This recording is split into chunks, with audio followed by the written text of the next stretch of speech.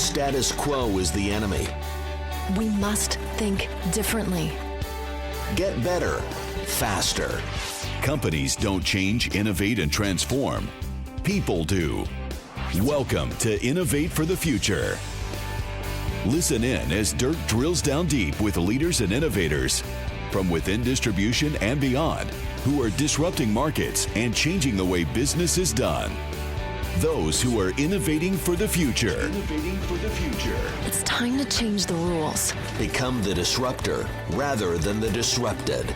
We own the future. Are you ready? You can create your future. You own your future. And your journey of innovating for the future begins now. With your host, Dirk Beveridge. Hey, welcome back to Innovate for the Future. I am Dirk Beveridge, your host, the author of Innovate, How Successful Distributors Lead Change in Disruptive Times, and the founder of Unleash WD, the only innovation summit for distributors. Our fourth annual summit is going to be held in Chicago on September 16th and 17th. You'll want to check out all the details. It's an amazing 2 days. Check it out at unleashwd.com. But let's jump into episode 12. Thanks for joining us, where we have our second conversation with Joe Nettemeyer, who is the president and CEO of an industrial distributor out in San Jose, California, by the name of Valin Corporation. You see, Joe believes that culture is the great differentiator in business today. But beyond platitudes, he works to nurture the needed culture every day. So what is the needed culture? Well, in Joe's mind, that needed culture is a culture of we. As he says, the successful organizations figure out how to get past me to we. They get past the individual contribution to the collective contribution while acknowledging the difficulty of this. Because inherently, as human beings, we're all selfish. So it is challenging. Creating this culture of we is a continuous process, successfully built when you bring people into the organization who grasp the importance of that culture and who then become avid advocates of that culture. So in this deep conversation, Joe shows us the way of moving the culture from me to we. Let's jump right in. Hey, welcome back to Innovate for the Future. I am super pleased and thrilled that you are here for our 12th episode, which is our second episode with Joe Nettemeyer, the CEO of Valin Corporation out of San Jose, California. Joe, thanks again for being with us. It's great to be here, Dirk. Yeah, Joe, you know, last Monday we had a phenomenal conversation on the importance of vision. If we're going to become that innovative distributor, as leaders, we need to help the organization peer into the future, find those inflection points, and really craft that new vision for our organization in this age of disruption that we live in. The second component part of the innovative distributor is the fact that we must consciously craft the right culture that's going to allow for the growth, the sustainability, the relevancy that is required moving into the future. So, Joe, as you look at culture, as you look at the culture you've crafted and you've built, that you've nurtured at Valin over the last years, I'm just really curious, how important is culture to you as a leader, and how much time do you personally devote to the culture of the organization? You know, culture, I believe, is the great differentiator. If you look at what's been said about culture, there's people talking about how culture will defeat strategy, and I think Peter Drucker said it best when he said, "Culture eats strategy for breakfast." Yeah. And as I looked at the culture that has existed since essentially World War II with minor modification in industrial distribution, I saw that we were still wedded to organization structures and reporting structures that no longer were efficient. We were geographic-based versus market-focused. And as we looked at that, I said, if I am going to transition to this, how do I put a winning team on the field that's not wedded to the old model? And it's a difficult challenge, but it's something that has to be done. And I studied different organizations, but I think the ones I looked at more closely were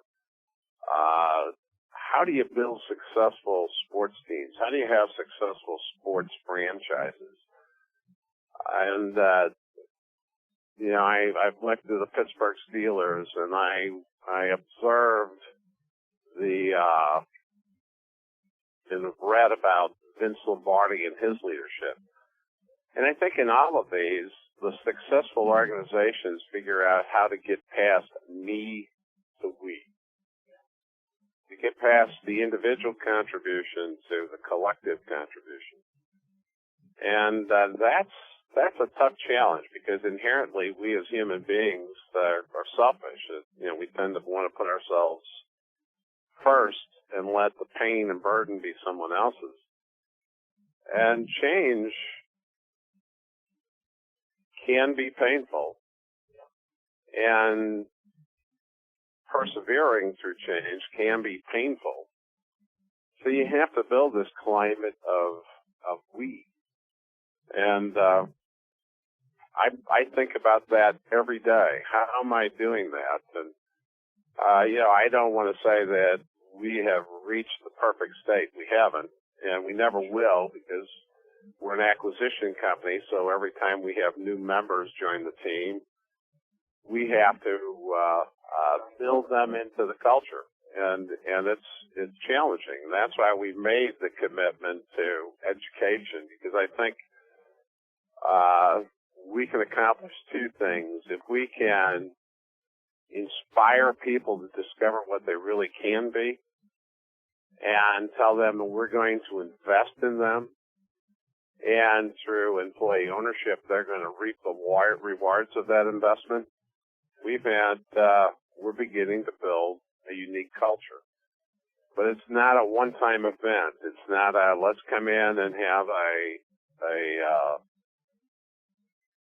celebration, a one-time meeting. This is about not only saying the right things, but every day trying to do the right things. And we articulated that with our Team Valin concept, where we said we have 4 responsibilities as an organization. We have a responsibility to ourselves, the employees of Valin Corporation. We have a responsibility to our suppliers to help them achieve what they want to achieve in the marketplace. We have a responsibility to our customers to be innovative and to do things that help them achieve what they want to accomplish as an organization. And then we have an important responsibility to our community to help that community prosper and grow, because it's only in that healthy interaction between those 4 entities that we can be successful and build for us the position of leadership in the community and in our business world that we are going to have to build to differentiate ourselves from those that are stuck in the culture of average. You betcha. And Joe, I think it's self-evident, but this culture of moving from me to we, the we that you that's included in that statement are these 4 constituents in this Team Valin. Is that right? Ourselves, suppliers, customers, and communities. Do those 4 constituents I'm sure they do, make up the we that you're talking about? Is that right? Absolutely. And it's an ongoing challenge, because we have to overcome self-interest and selfishness sometimes. We have to be able to paint the picture on where we're going and get people focused off of the focus of short-term results. We don't accomplish much if we are operating in a footprint that's focused on 30-day and 90-day goals. So let me stop you there, Joe, if you don't mind, because that I'm sure. Well, I'm listening to that, and I know most businesses, most people who are going to be listening to this podcast, who are listening to us today, they're thinking about their boss, they're thinking about their management, they're thinking about their CEO, and they're saying, this is nice. This is nice. From me to we, and we can't just focus on short-term results. We can't just focus on self-interest. Yet, you've used the word challenge a number of times. How does this manifest itself within Valin? Because short-term results are important, aren't they? And in order for the company to perform, I individually need to perform. So can you help me understand how this really manifests itself throughout your organization and throughout your culture? Well, we continuously update our 1 year and 3-year plan. But in the structure of that 3-year plan, and those are where we're putting financials together and asking ourselves, what do we have to do to achieve those goals? But we look at it as a 10-year plan. We say, where do we want to be?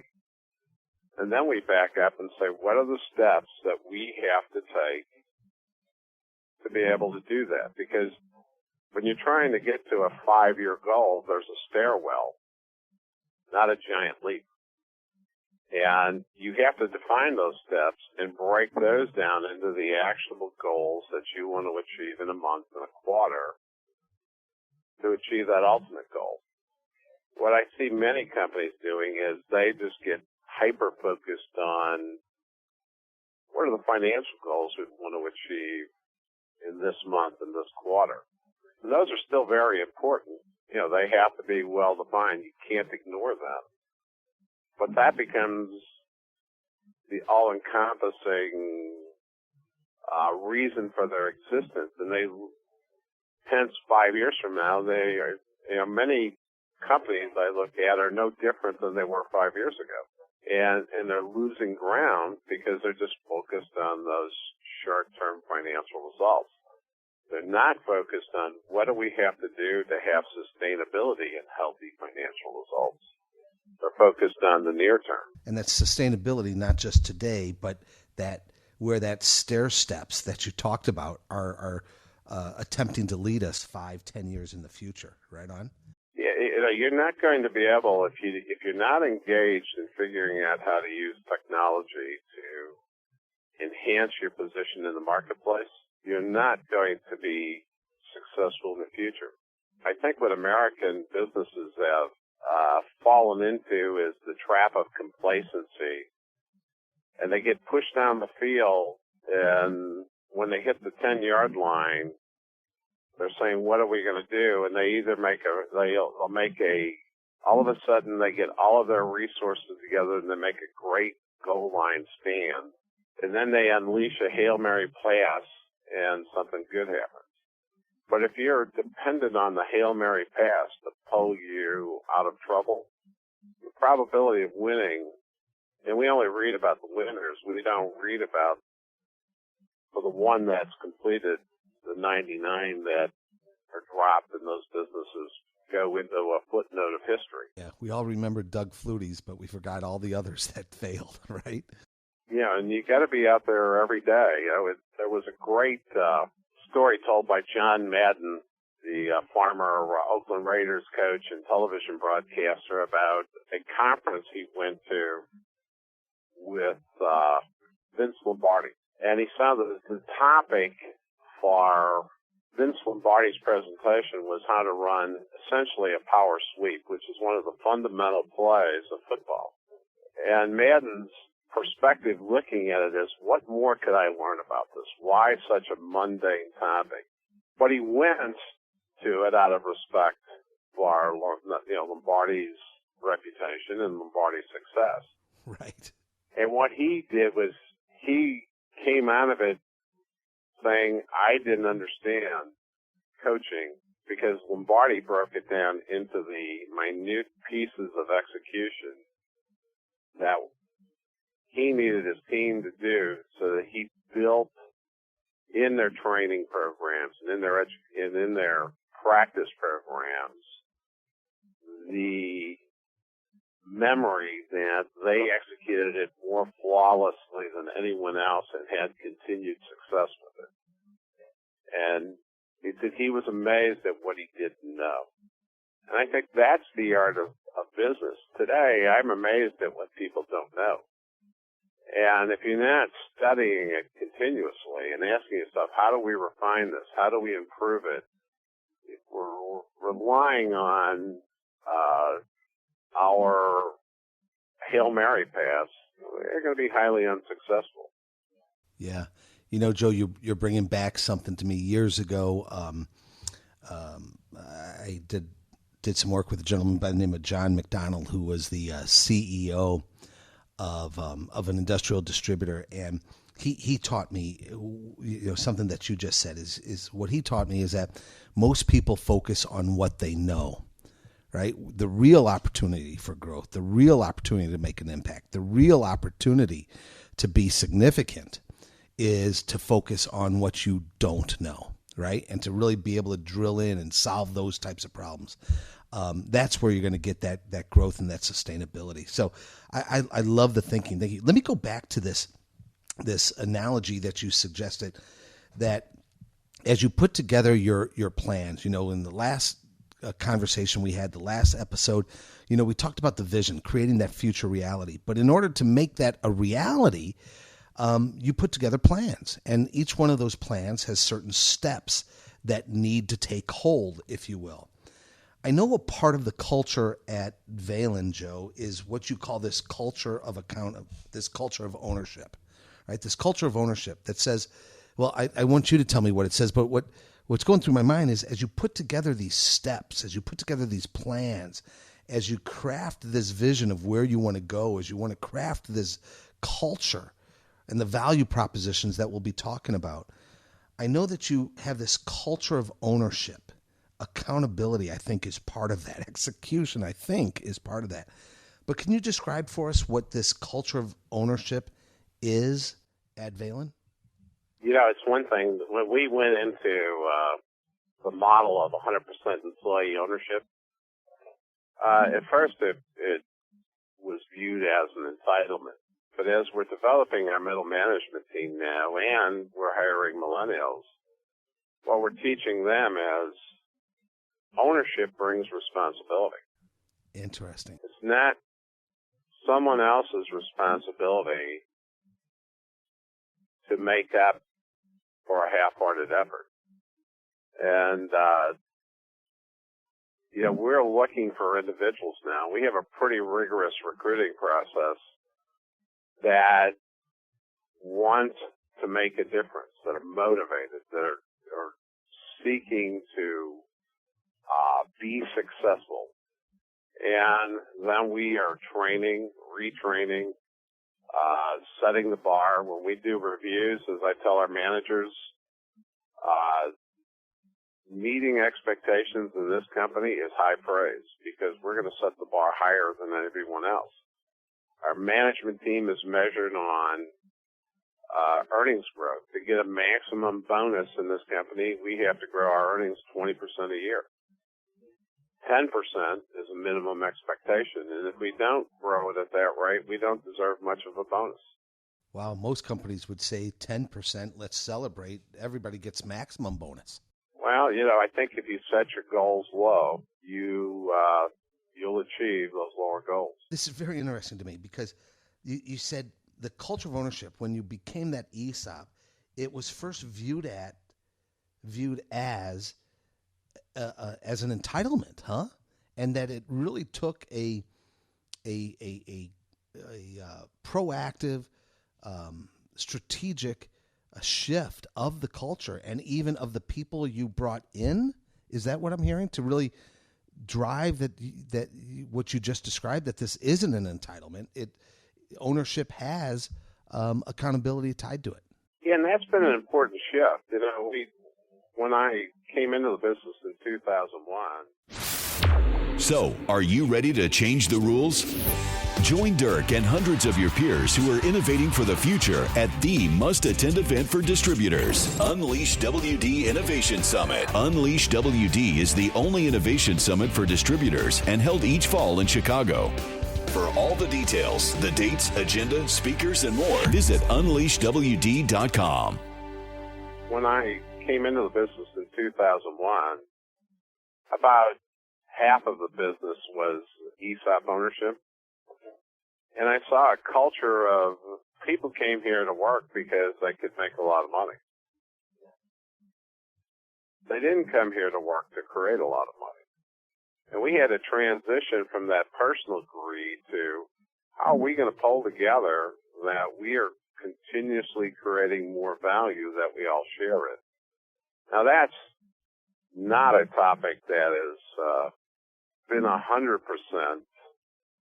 engaged because, you know, as an acquisition company, we always have new people that we have to grow into it. But we're working hard at that culture through our continuous education efforts. Sure. And through our investment in high potential employees, helping them achieve master's degrees and we set high expectations. We have currently in our middle management team, we have 7 graduates of the Master's in Industrial Distribution degree at Texas A&M, which is a analytics-based master's program that helps you use data to drive your business to superior results. We also have 7 more individuals that are in the process of getting that degree. And when I walk into a room and I talk to these grads, I ask them what the expectation is, and they say to it, every individual says straight A's, because we're not expecting B performance, we're expecting straight A's. And the individuals that have graduated have all thus far maintained 4.0. So now we have peer pressure for the other teammates to achieve. And I think if you don't have an A effort and you don't create a culture of A effort, you're going to lose in the contests of the marketplace. Yeah. Let me try to tie 2 things together that you said. I'm really intrigued by what you said, that, you know, we had people come into work who wanted to make a lot of money. And I got to tell you, Joe, my first reaction when you were saying that, I'm saying, well, what's wrong with that? Right? I'm thinking some of our other listeners would be saying that. But you said, you know, they came to make a lot of money, not to create a lot of money. There's a big message there. And I think I'm trying to tie that, as I'm drawing on my notes here, Joe, I'm trying to tie that to this culture of A effort, right? I mean, if we have a culture of a B or a C effort, those are the people who, well, I'm trying to rationalize this in my mind, are the people who come to work to get a paycheck. And hopefully they've got a good salary and to make a lot of money. But it's that A effort that thinks about work differently, that thinks about the business differently, that thinks about their purpose differently, and that they're there to create value, create a lot of money. Am I trying to connect dots that aren't there, or are there dots that connect those, Joe? No, I think you're connecting the dots. You have to have a team that pulls together. It's like the discussion we just had about Vince Lombardi. He got 11 men to walk in that field and execute to a high degree of excellence one of the most mundane plays of the book. But that distinguished him and won not only NFL championships, but the first Super Bowl, because they executed together. And when they interviewed those men in later years, they talked about the culture of team that was there. The Pittsburgh Steelers franchise is focused on team. The individual who wants to consume all of the oxygen in the room doesn't fit well in that program. Yep. They go to other teams where they suck all the oxygen out of the room, and those teams sputter because they think they can achieve greatness with individual effort. And you don't achieve greatness with individual effort. You create it with team effort. And the culture worship of the individual, I think, is nonsense. We should have culture worship about how we build great teams. And we should study those businesses that build great teams. And not only businesses, but in this case, sports franchises, right? So let me ask you about that, because as you know, that I've made a statement. Again, some in the industry don't like me saying it, but I believe it, and I believe that by and large in distribution, we've been too incestuous, and that there's really a need to inject new thinking into the business of distribution. And that's everything that we're trying to do with our innovation conference that you've served on our advisory board, at Unleash WD. That's what I tried to do with our book through the NAW Innovate, to bring outside stories in. And so I'm really intrigued. And here's a question, Joe. You talk about Vince Lombardi. You talk about the Steelers. You talk about going out and looking at other businesses. Joe, is this story about Vince Lombardi, a good story that resonates, or did you actually, actually lift and shift? Did you actually take some of those lessons and bring them into your business? I hope that's a good question. But, we can tell stories. We can look to others. But then the actual process of taking that story that John Madden said, he went to that seminar, and Vince Lombardi, talked about the execution of the mundane, right? It sounds to me like you didn't just listen to that story. You took that and lifted and shifted that into how you created the culture at Valin. Am I overstating that, or? I think that's a continuous goal. Building a culture is not an event.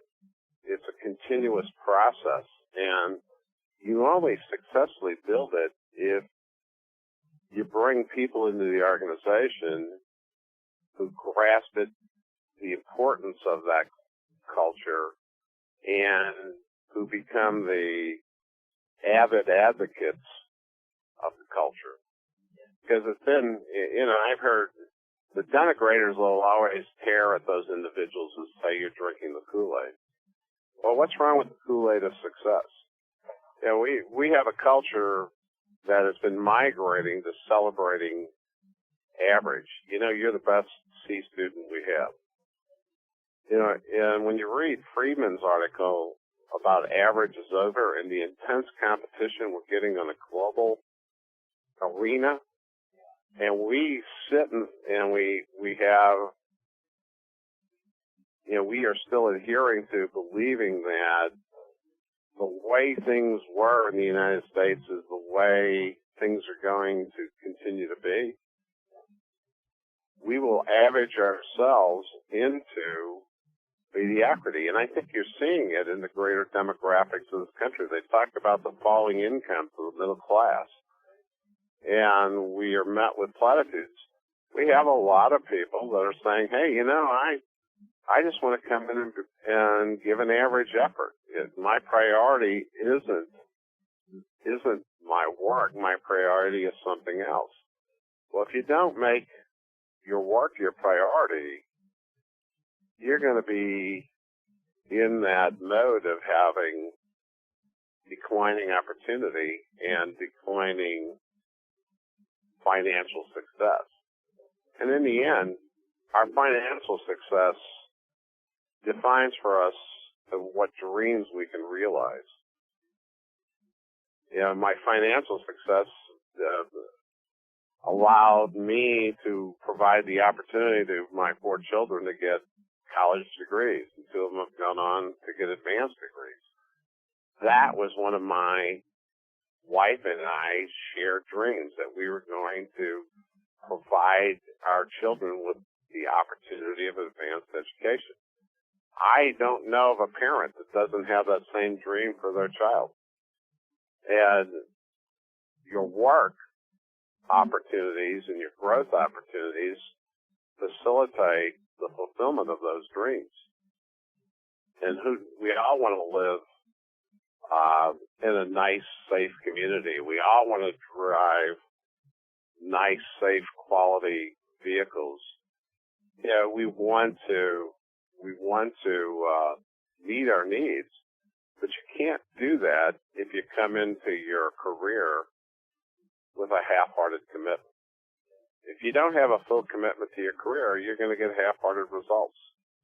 And we seek out now in our process people that want to be more than average. And I think you have to continuously reinforce average is over in this organization, but we're not going to sit there and say you got to do it on your own. We have this continuous education effort going on that says we're here to help you find out what you can be. And those that sign up, those are the people you want to keep in your organization because they're the avid participants. And we have one obligation in life, and that's to participate, not sit on the sidelines and wait for opportunity to fall into our lap. And I feel very strongly about that, and I talk about it constantly. And at this point in my career, you would think I could be smelling the roses, but I study harder and work harder today than I did 20 years ago because I believe that's my responsibility as a leader. And my role now is to teach that to the next generation of leaders that are going to drive this organization. And honestly, I feel pretty good about them, but I know the work is never finished. And in life, I don't think your work is ever finished. I think if you set a goal every year and you achieve that goal by the end of your life, you've done a lot. But what's your goal for the year? Personal and professional. And we're trying to put that in front of our people. What is your goal for you to discover what you can be this year? Joe, I think this is just phenomenal.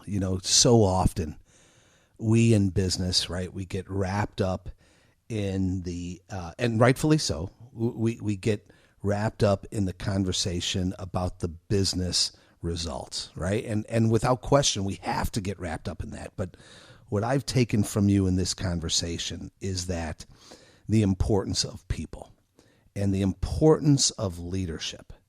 And that could be the CEO like yourself. It could be your vice president. It could be your regional manager, your director. It could be the supervisor out in the warehouse, right? And we all have a leadership role. But the role of leadership, what I'm taking from you, is to create that environment, to create that culture that allows those who have signed on, those who have elected to join our organization. Our role is to work with them, to invest in them, to create an environment where they are inspired, I'm going to use your words here, to discover what they can be. And I think from a business perspective, if we can do that, if we can learn from the Joe Nettemeyers of the world, if we can learn from the Vince Lombardis of the world, to inspire people to discover what they can be, it might be too simplistic to say this, but the business results will come.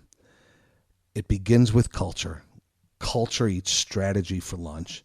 And Joe, I think you've just given us great insight, great lessons, a roadmap, if you will, to take this conversation we've had and to really rethink the culture and ask ourselves, is our culture being curated to be able to create that relevant and that sustainable business in this age of disruption that we live in?